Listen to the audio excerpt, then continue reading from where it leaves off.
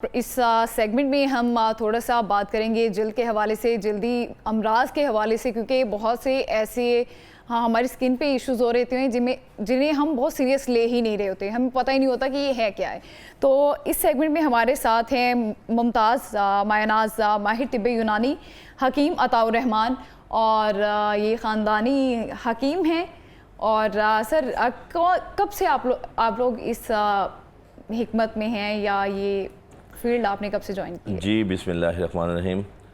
मेरे ये ख़ानदानी सिलसिला, जैसे अभी आपने कहा कि मेरे दादा, परदादा और मेरे वालिद मोहतरम भी इस पेशे से मुंसलिक थे, तो बाज़ाब्ता तौर पे मुझे भी तकरीबन कोई 32 से 33 साल बाज़ाब्ता प्रैक्टिस करते हुए हो गए हिकमत की। अल्हम्दुलिल्लाह प्रैक्टिस कर रहे हैं अभी भी? अल्हम्दुलिल्लाह मैं प्रैक्टिस कर रहा हूँ, प्रैक्टिशनर हूँ।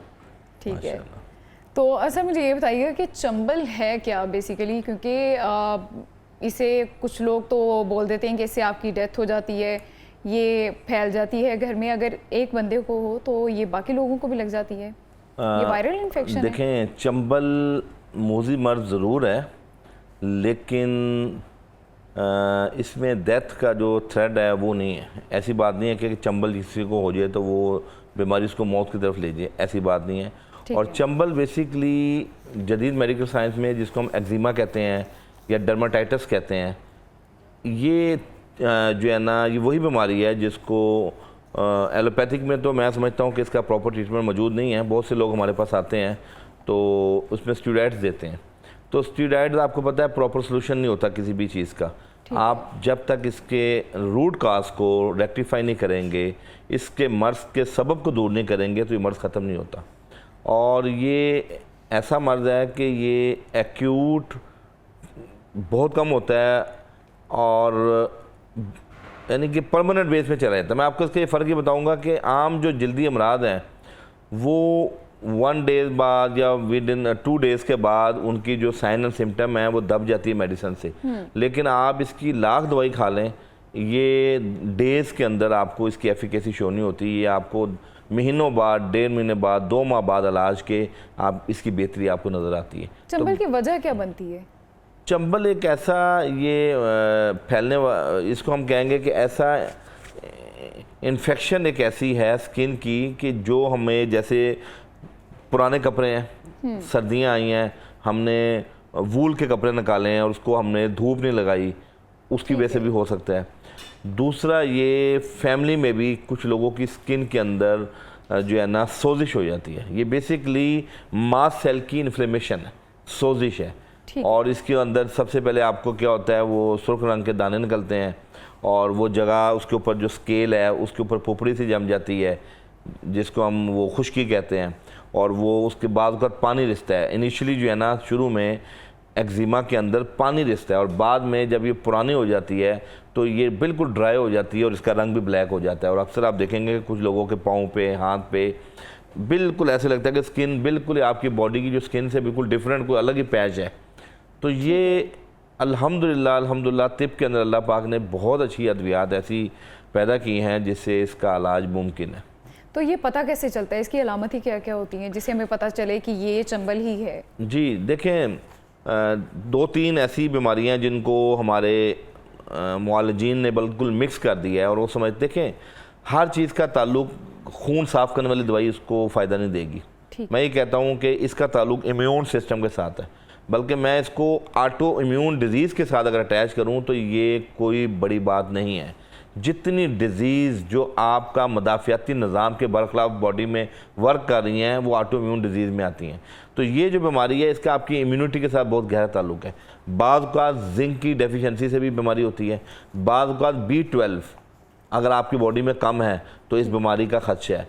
इसी तरह विटामिन सी और ये बहुत सी ऐसी विटामिन ई की कमी, यानी ये तमाम चीज़ें इसको कमी होगी तो ये एग्रीवेट हो सकती है।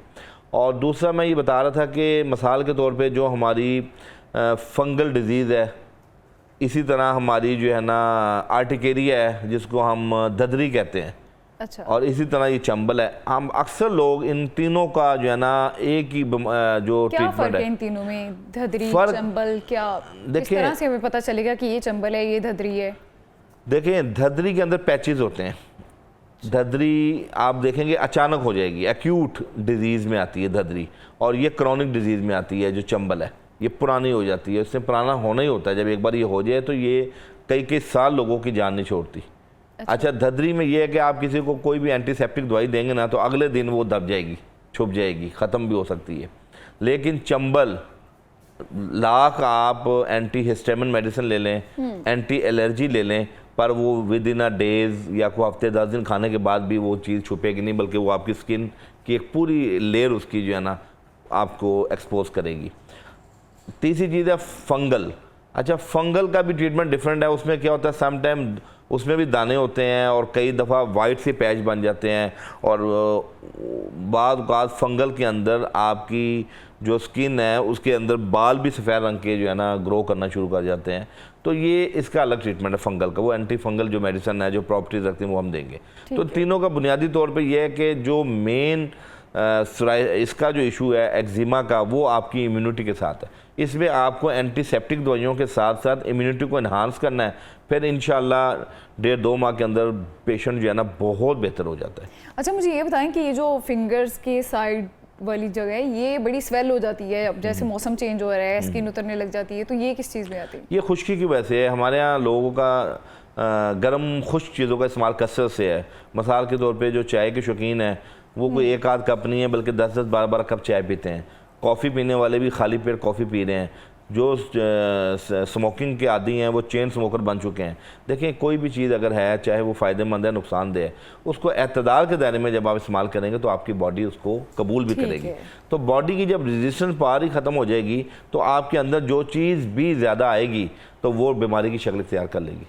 इवन के कई लोग ऐसे हैं जो कैल्शियम की टैबलेट खा रहे होते हैं पानी में डाल के। अब कैल्शियम तो फ़ायदेमंद चीज़ है, लेकिन उनकी बॉडी की अगर ऑब्जॉर्प्शन नहीं हो पा रही तो वो कैल्शियम जो है वो स्टोन बना देगा, पथरी बना देगा गुर्दे में।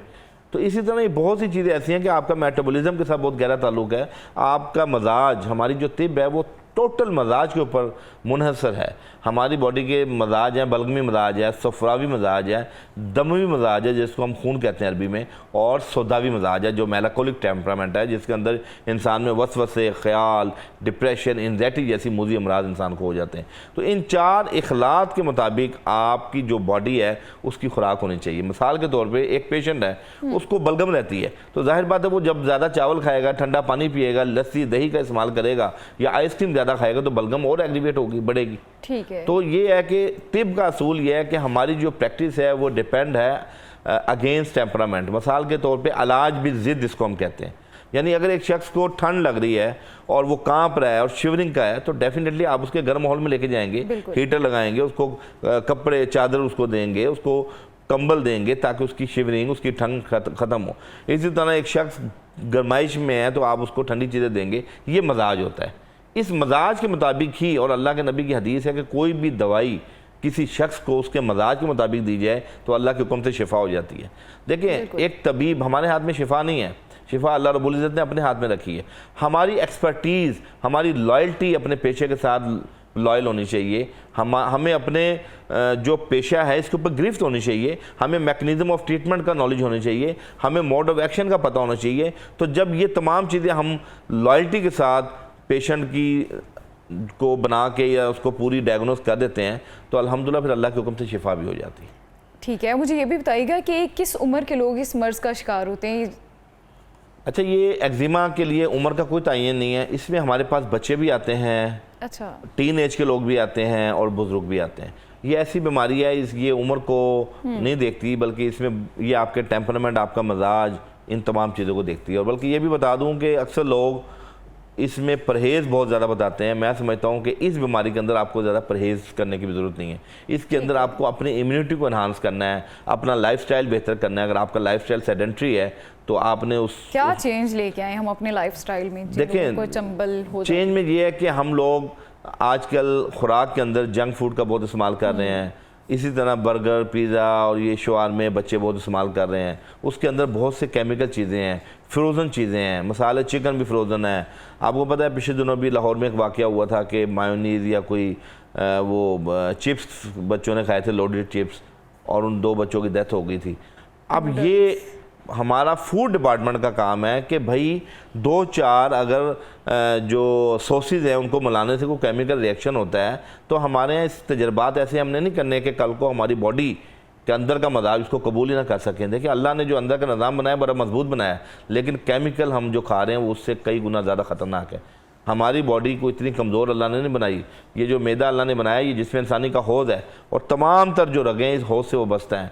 अगर आपका मैदा ठीक है तो अल्हम्दुलिल्लाह आप मुख्तलिफ और जुमला अमराज से आप बचे रहेंगे। अगर आपका मैदे में ज़ौफ़ आ जाए, मैदा के अंदर एसिड बढ़ जाए और मैदा आपका अल्सरेशन की तरफ जाए, तो फिर आप कोई भी चीज़ खाएंगे तो वो भी बीमारी का बायस बनेगा। लेकिन अब ये भी तो देखिए कि जैसे अब बच्चे बाहर रहते हैं स्टडी के लिए, लोग अपना घर बार छोड़ के आए होते हैं, तो वो क्या करें? वो तो जाहिर सी बात है बाहर से चीज़ें खाएंगे। एब्सोल्युटली, मैं ये कहता हूँ कि उसके अंदर भी आप एतदाल बहाल कर सकते हैं। मिसाल के तौर पर डेली आप मीट ना लें, किसी दिन आप वेजिटेबल्स ले लें, किसी दिन आप जो है वो जौ का दलिया ले लें, किसी दिन आप जो है ना सब्जियां हैं फलों का इस्तेमाल कर लें। हमारे यहाँ मैं वही बात बता रहा हूँ कि अल्लाह ने हर फल, हर सब्ज़ी, हर अनाज इस मुल्क के अंदर अल्लाह ने पैदा किया है, तो और ये हमें इससे इस्तेफादा करना चाहिए। मैं कई ऐसे ममालिक में गया हूँ जहाँ आप इमेजिन करें जब पेशेंट्स को हम बताते हैं ना खुराक, तो वो रो पड़ते हैं। तो हमारा मुल्क तो खुराक की दौलत से माला माल है। हर अनाज इस मुल्क में मौजूद है, हर फल इस मुल्क में मौजूद है, मौसमी फल, हर सब्ज़ी इस मुल्क में मौजूद है। एक कंट्री में मैं गया तो वहाँ मैंने उनको सब्ज़ी का कहा, उन्होंने कहा हमारे मुल्क में सिर्फ एक सब्ज़ी होती है जो गोभी है, बंद गोभी। हम कितना खाएं बंद गोभी?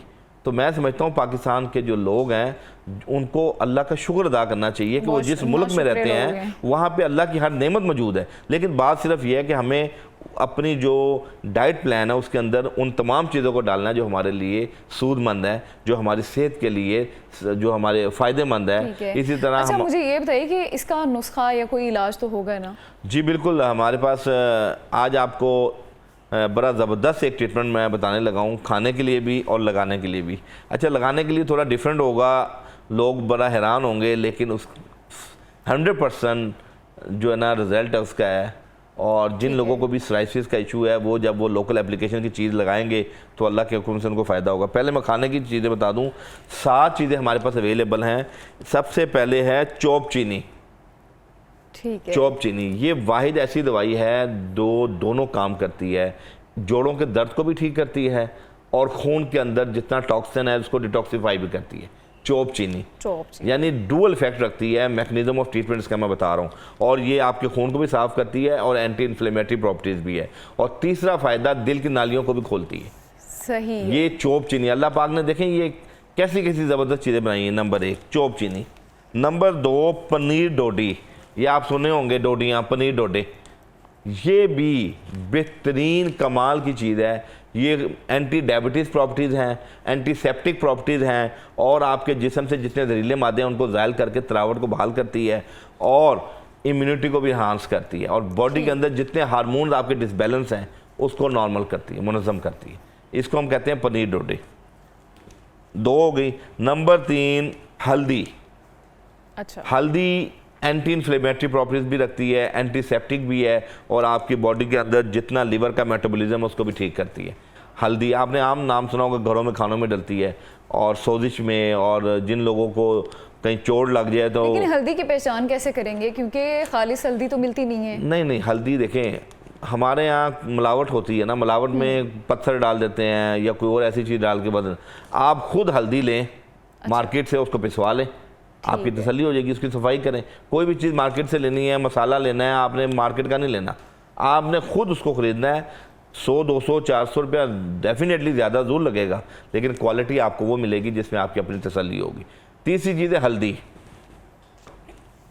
चौथी चीज़ है मको दाना।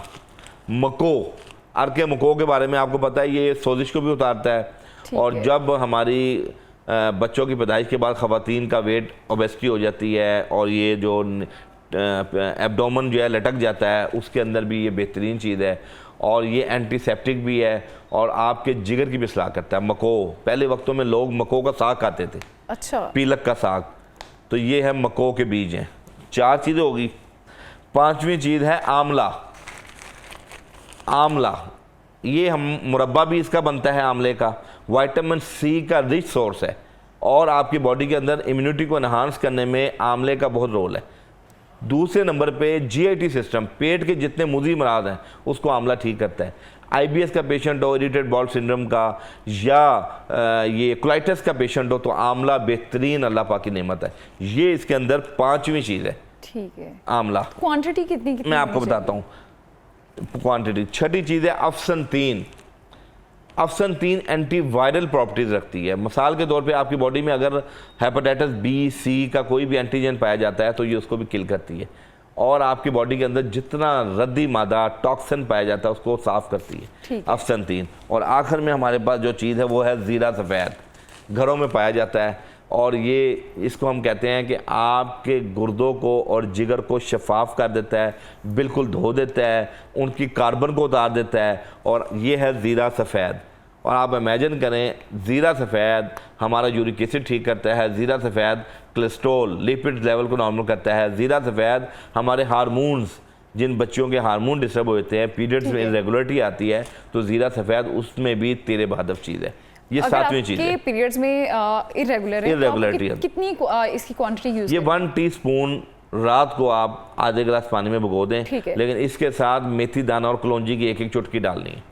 मेथी दाना, कलौंजी और सफ़ेद ज़ीरा, ये सफ़ेद ज़ीरा 1 चम्मच छोटा, 1 चम्मच, मेथी दाना और कलौंजी 1-1 चुटकी रात को भिगो दें, सुबह उठ के पानी पी लें। जिनके पीरियड्स में इरेगुलरिटी है और वो बच्चियाँ जिनमें पीरियड स्टार्ट होते हैं इनिशियली, उनके लिए दुनिया की बहुत बड़ी नेमत है। अच्छा, ये 7वीं चीज़ है हमारी, ये मैं एक्जिमा का ट्रीटमेंट बता रहा हूँ आपको, ठीक है, जिसको चंबल हम कहते हैं, ठीक है। इन 7 चीज़ों को हम वजन लेके 1-1 छटांग लेके आप पिसवा लें, ठीक है, और half teaspoon 3 times before meal लेना है आपने, ठीक है, खाने से पहले, सुबह में भी, दोपहर में भी, रात में भी, हाफ टीस्पून। तो ये हर उम्र के लोग जो हैं वो हाफ टीस्पून ही लेंगे। जो 10 साल से छोटे बच्चे हैं वो 1/4 टीस्पून ले लें, ठीक है, और 10 साल से बड़े हाफ, और जो 1 चम्मच है वो उनको दिया जाएगा। वो डिपेंड होता है, पेशेंट टू पेशेंट वेरी करता है, कि एक मुआलिज को पता होगा कि आपके पेशेंट का बॉडी का क्या टेम्परामेंट है, तो जो बुजुर्ग लोग हैं उनको हम 1 टीस्पून तक भी ये देते हैं। तो ये कब तक इस्तेमाल करना चाहिए? ये 3 माह का है, 3 माह तक हर उम्र के लोग? जी, तमाम लोग 3 माह का इसका इस्तेमाल कर लें। जिन लोगों को एक्जिमा है या जिनको डर्मेटाइटिस के इशूज़ हैं, अल्लाह के हुक्म से ये ट्रीटमेंट उनके लिए काफ़ी है। और दूसरी चीज़, एज अ लोकल एप्लीकेशन आज मैं बता दूं आपको, आधा लीटर तिलों का तेल ले लें, ठीक है, ठीक है, आधा लीटर तिलों का तेल ले लें, ठीक है, और उस तिलों के तेल में आप जो है ना 1 चमगादड़ जो उड़ती है, चमगादड़, जी जी, ये मैं बहुत बड़ा नुस्खा दे रहा हूँ, ये हमारा खानदानी नुस्खा है। चमगादड़ पकड़ेगा कौन पहले, मुझे देखिए, ये आजकल आप किसी माली की ड्यूटी लगा दें, माली वगैरह भी देते हैं, पहले वक्तों में तो बहुत चमगादड़ होती थी। अच्छा। ये देखिए, मैं तो वो चीज़ बताऊंगा कि मैंने बहुत सी लोकल एप्लीकेशंस की चीज़ें अप्लाई की हैं, पर ये हमारा ख़ानदानी तौर पे हम जब बनाते थे तो ये नो डाउट थोड़ा मुश्किल है, लेकिन ये मर्ज ऐसा है। अच्छा, ये वो नुस्खा है जो लगाना है? जी, वो एज अ लोकल एप्लीकेशन आपने तिलों के तेल में 1 चमगादड़ को अच्छी तरह जो है ना पका लेना है, और वो बिल्कुल कुरकुरी हो जाएगी। उसको जला के आप इमेजिन करें, वो तेल आपने दिन में 2 बार लगाना है। विद इन 7 डेज आपकी खुजली, खारिश और सोराइसिस जैसा मुजी मर्ज, ये जो एक्जिमा जैसा मुजी मर्ज आपका ख़त्म हो जाएगा। ठीक है, आपने तिलों के तेल में चमगादड़ को पका के अच्छी तरह जला लें उसको। देखिए, वो लगानी है ना, वो कोई इसमें कोई मजायका नहीं है। वो ये इसमें क्या हिकमत है, फास्फोरस का मंबा है चमगादड़, फास्फोरस इसमें पाया जाता है बहुत ज़्यादा, और आपकी स्किन की जो सोराइसिस वाला मर्ज है इसको फौरी तौर पे ठीक करता है। और ये हमने एक नहीं 100% सक्सेस रेशियो है। तो ये चंबल के अलावा बाकी जितने भी आपके स्किन इश्यूज होते हैं उसके लिए भी हम यूज कर सकते हैं? सिर्फ ये चंबल में ही लगानी है, ठीक है, बाकी इश्यूज में ना हमने इसको इस्तेमाल करवाया। गैंठिया का भी बता दें थोड़ा सा, कि अगर किसी को गैंठिया होता है तो वो क्या करें, या धदरी होती है? धदरी, अच्छा धदरी, अच्छा धदरी के अंदर तो हमारी आम सी कुछ चीज़ें हैं, जैसे 4-5 चीज़ें मैं अब आपको बता देता हूँ, जिस मुख्तलिफ शरबत भी कंपनीज बना रही हैं, जैसे सर फूका, मुंडी बूटी, उनाब, ये 3 चीज़ें, सर फूका, मुंडी बूटी और उनाब, ये 3 चीज़ें लेके थोड़ी थोड़ी रात को भिगो दें और सुबह उसका पानी पी लें। इसी तरह सुबह भिगो के शाम को पानी पी लें। ददरी तो इसी से ठीक हो जाएगी इंशाल्लाह। लेकिन ये जो ट्रीटमेंट है ये पूरी दुनिया के अंदर जो एक्जिमा लाइलाज है। ठीक है, कोई एक पैगाम आखिरी में? पैगाम यही है कि जैसे जैसे हम जदीद दौर में जा रहे हैं, तरक्की कर रहे हैं और उतनी ही बीमारियां घेर रही हैं, तो ये हमें बहैसियत जो है ना एक इंसान सोचना चाहिए कि हम हर शख्स को पता है कि उसके अंदर कौन सी कमोबेशियाँ हैं, कौन सी वो बदतमीजियाँ कर रहा है जिसकी वजह से उसको बीमारी घेर रही है। पैगाम यही है कि जब आप अपनी ज़िंदगी को बिल्कुल अच्छे तरीके से गुजारेंगे तो आपकी ये बीमारियां सिर्फ आपकी रोज़मर्रा ज़िंदगी को बेहतर नहीं करेंगी, बल्कि आपकी जो इबादत के मामलात हैं अल्हम्दुलिल्लाह वो भी बेहतर होंगे। तो ये इंसान मुरक्कब है जिस्म और रूह का, लिहाजा जिस्मानी और रूहानी पाकी फजीलत के लिए अपना लाइफस्टाइल जो है ना उसको बेहतर करना बहुत ठीक है, बहुत शुक्रिया आपकी कीमती वक्त का। तो जनाब नाज़रीन, हकीम साहब ने हमें बहुत अच्छे आज टोटके बताए हैं और बहुत कम पैसों में आप अपना इलाज करवा सकते हैं, जिनमें सबसे मुझे जो लगा कि मैं आपके साथ अगेन शेयर करूं, चॉप चीनी दिल की नालियों को ये बिल्कुल साफ़ कर देती है। उसके अलावा सफ़ेद ज़ीरा ये गुर्दों के लिए बहुत अच्छा है, इसको अपनी डेली रूटीन में हम इसको इस्तेमाल करें ताकि हम इन मूज़ी मर्ज़ों से बच सकें।